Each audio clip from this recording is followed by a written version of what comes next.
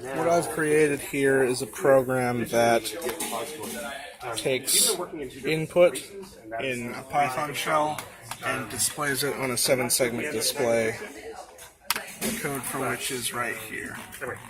It looks like she wants to do the videos right now. Talk to her before leaving class, and we can sort this out. All right.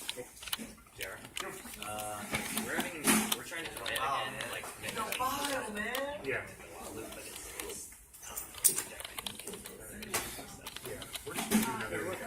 Are you going to need this again, Betsy?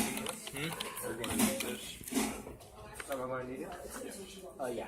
Okay. Well, you are Oh.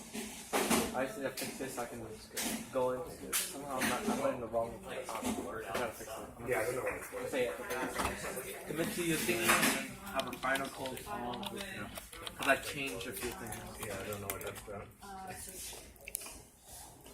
You can also do individual letters.